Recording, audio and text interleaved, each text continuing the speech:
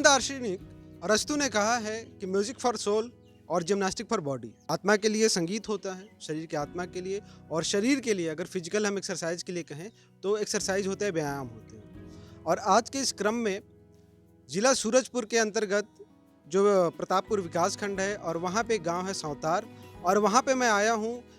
और इसका आने का प्रमुख कारण ये है कि यहाँ पे कुछ ऐसे दुर्लभ वाद्य यंत्र हैं जो कि सैकड़ों सालों से यहाँ पे हैं और अभी वो विलुप्ति के कगार पे है। पर कुछ ऐसे महानुभाव हैं, कुछ ऐसे लोग हैं जब उनको जानकारी मिली तो इसका संरक्षण करना, इसको लोगों तक पहुंचाना, और वो जो प्रयास शुरू किए हैं हम उनसे बात करेंगे।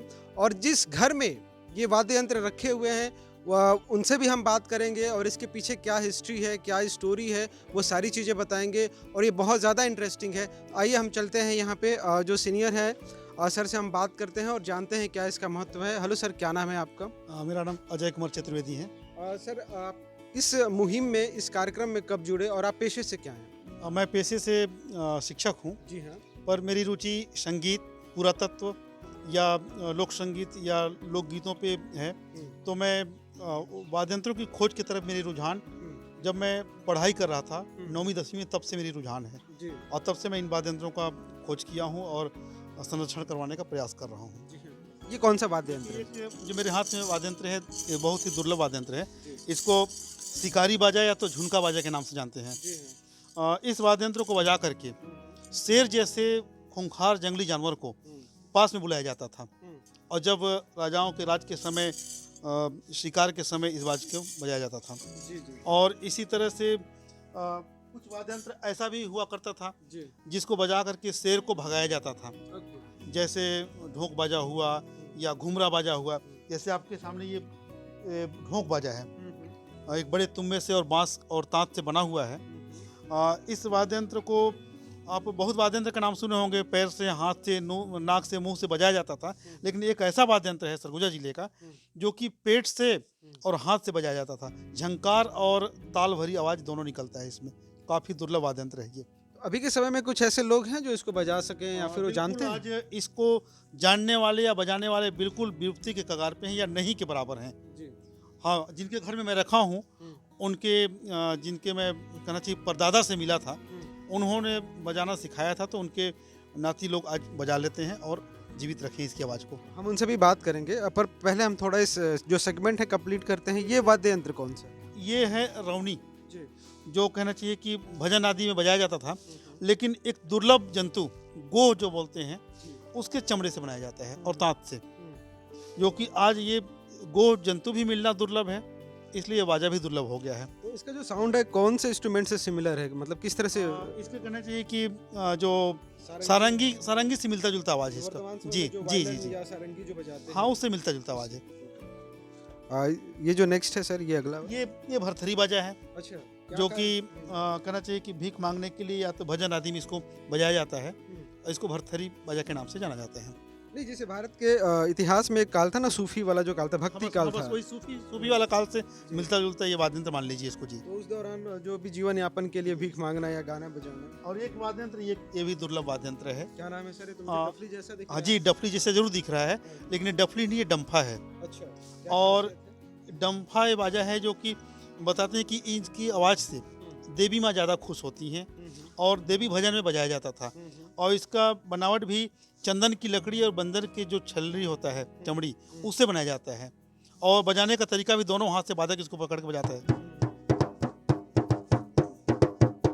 सर, ये वर्तमान समय में इसकी क्या स्टेटस है? कुछ लोग जान रहे हैं इसको? जी, अभी तो बिल्कुल कहना चाहिए विलुप्ति के कगार पे, फिर भी लेकिन जो देवी के भक्त हैं उनके घरों में बहुत कम, दुर्लभ कुछ घरों में मिल जाता है। जैसे हम जिनके घर में आए, इनके घर में इनके दादा परदादा के समय से रखा हुआ है, ये लोग उपयोग कर रहे हैं अभी। कोई ऐसी स्टोरी है यहाँ से कोई लोग देवी माँ की पूजा करते थे?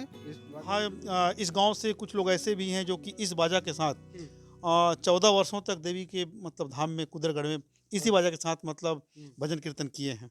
ऐसे लोग भी यहाँ पे इस गांव में हुए थे। Okay sir. नेक्स्ट जो है सर, अगला वाद्य यंत्र ये आपका किंद्रा इसको बोलते हैं।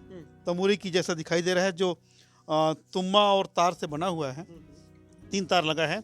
और किंद्रा इसका नाम इसलिए पड़ा कि भिखारी लोग किंदर किंदर के, सरगुजिया बोली में घूमना को किंदरना बोलते हैं, किंदर किंदर के बजाते थे, इसलिए किंदरा नाम पड़ा और अपना जीव का उपार्जन करते थे। और आज इसको देवी भजन में भी बजाया जाता है और देवी भजन गाया जाता है। Next one sir. ये एक वाद्य यंत्र ये भी है जो कि फूंक वाद्य की श्रेणी में है और वादक इसको फूंक कर बजाता है, मुरली या बांसुरी की तरह है, लेकिन इसके दोनों किनारे को न फूंक कर के बीच में फूंका जाता है। क्या नाम है सर इसका लोकल? इसका महुएर नाम है, महुएर। और इसका आवाज़ भी काफ़ी मतलब कहना चाहिए इतनी सुरीली और मीठी आवाज़ है और दुर्लभ आवाज़ है। आप इसको सुन के मतलब आश्चर्यचकित रह जाएंगे और गंभीरता भरी मधुर आवाज़ है इस पर। ये महुएर बोला जाता है इसको। बहुत छोटा सा। एक ये भी छोटा सा वाद्य यंत्र, इसको कीनी बोलते हैं देहात में, कीनी के नाम से जानते हैं, जो झांझ के श्रेणी में आता है, कीनी बोलते हैं। इसमें 3 श्रेणी है, झांझ है, कीनी है, मजीरा है। झांझ बड़ा होता है, मजीरा थोड़ा छोटा होता है और कीनी उससे छोटा होता है। और ये जो प्रचलन में भी वर्तमान समय मांदर और है जो कि प्रचलन में तो है अभी, जो सरगुजा जिले का प्रसिद्ध सैला, कर्मा, डोमकच या होली में बजाया जाता था, ये मांदर है जो अभी भी बज रहा है। लेकिन मुझे लगता है कि जैसे वाद्य यंत्र विलुप्त हो रहे हैं, शायद आगामी 1-2 दशक में ये भी वाद्य यंत्र इन दुर्लभ वाद्य यंत्रों की श्रेणी में आ जाएंगे। और ये मृदंग वाद्य यंत्र है जो राजमोहिनी देवी जी का प्रसिद्ध वाद्य यंत्र है और वे इन वाद्य यंत्रों के साथ एक जैन सैलाब के साथ सरगुजा सहित पूरे अगल बगल के प्रदेश में वो एक समाज सेवा के क्षेत्र में काम करती थी और वो बजाती। 1989 में आप उनके ग्रैंडफादर से मिले, तो वहाँ से आपको क्या इंटरेस्टिंग चीज़ें लगी और क्या इन्फॉर्मेशन मिली जो कि बहुत ज़्यादा इंटरेस्टिंग है और जिसको लोग सुनेंगे तो काफ़ी रोमांचित होंगे? क्या स्टोरीज थी? स्टोरी ये थी कि मैं जब पहली बार इस गांव में 89 के आसपास आया था, तो हेमंत कुमार आयम के दादाजी, कहना चाहिए कि पिताजी के मतलब दादाजी, उस समय 110 वर्ष के थे। तो मैं उनके साथ बैठे से बात करते रहे, जैसे आपसे बात कर रहे उससे मैं बात कर रहा था। तो उन्होंने बताया कि नहीं, जहाँ पे हम लोग बैठे हैं यहाँ पे पहले घना घोर जंगल हुआ करता था, आज से मतलब वर्षों पहले। तो जब जंगल हुआ करता था, मैं बोला कि फिर आप लोग डरते नहीं थे? यहाँ पे जंगली जानवरों का आना भी आम रहा होगा। तो बोले कि कहाँ डर लगेगा हम लोगों को, हम लोग अपने हथियार से उनको भगाते थे। तो उनके क्या हथियार थे सर? मुझे भी आश्चर्य हो, क्या हथियार है भाई, जानवर को किस हथियार से मारेंगे? बोला कि क्या हथियार होता था? वो बोले कि नहीं, हमारा हथियार हमारा बाजा होता था। हम लोग बाजा बजाते थे, उस बाजा को बजा करके अपनी खेती का रक्षा करना, जानवर को बुलाना, जानवर को भगाना या जानवर को बुला करके उसको रिझाना, ये सब काम करते थे। मैं बोला कैसा वो बाजा होता था? ये मांदर मृदंग जो बज रहा वही था क्या? बोले कि नहीं, उसका वो कर कोई नामो नहीं जाने। बोला कि बताइए कैसा, दिखाइए एक बार। तो अपने नाती को चढ़ाए, हेमंत कुमार की मतलब ऊपर चढ़ाए छत पे, और चढ़ा के बहुत सारे टूटे फूटे वाद्य यंत्रों के मतलब श्रृंखला ला के रख दिए। उसमें बहुत वाद्य यंत्र टूट गए थे, बहुत फूट गए थे। मैं बोला कि इन वाद्य यंत्रों को हम जीवित करेंगे, आप इनको बताइए हम लोगों को कि कैसे मतलब इसको बजाया जाता था, कैसे बनेगा।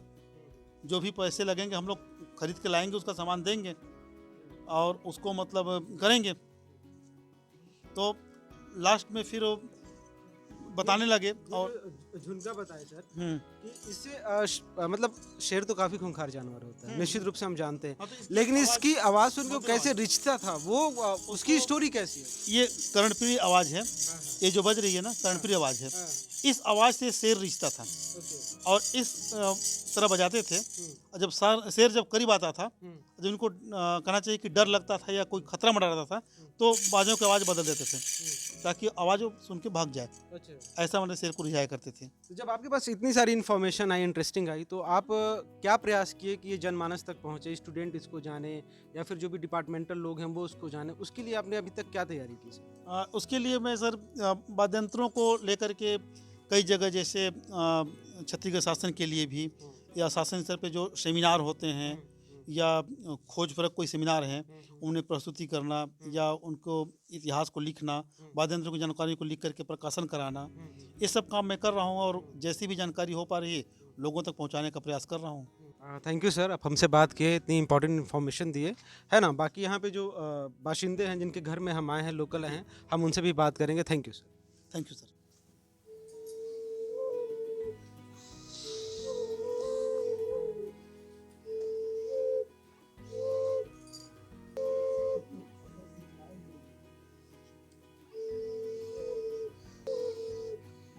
क्या नाम है दादा आपका?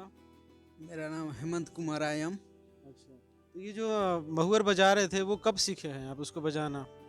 जी इसको तो दादा परदादा लोग बजा रहे थे तो देख देख के सीखा। जी तो और किसी को सिखाए हैं कि नहीं?